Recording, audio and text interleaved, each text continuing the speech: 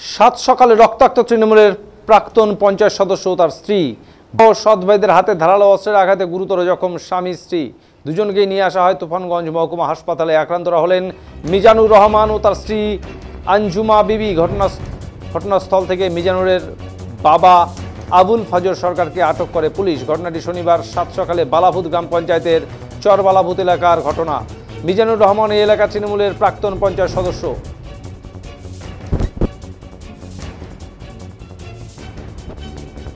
ভারত বাংলাদেশ সীমান্তবর্তী এলাকা চর বালাভূত।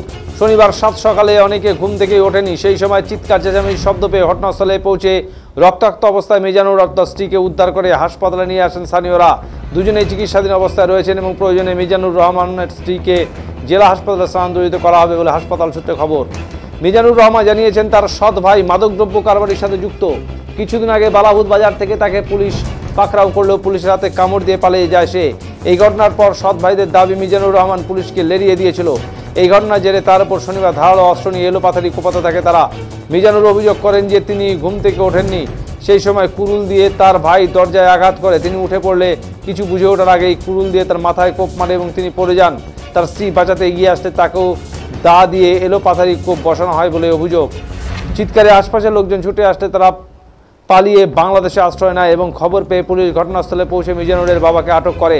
থানা সূত্রে খবর, অভিযোগ জমা পড়েছে এবং তদন্ত শুরু করেছে পুলিশ।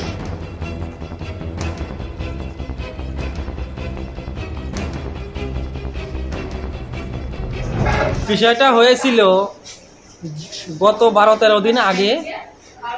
আমার সৎ ভাই আছে একটা, নাম হলো আপনার মঞ্জুর রহমান, ডাক নাম মধু বলে সবাই জানে। ওই ছেলেটা বিগত কয়েক বছর থেকে আপনার ইয়াবা ট্যাবলেট ড্রাগসের এগুলো বিজনেস করে। তো 12-13 দিন আগে মধ্যবালাভূত বাজারে আমাদের তুফানগঞ্জ থানার পুলিশ ওকে অ্যারেস্ট করছিল।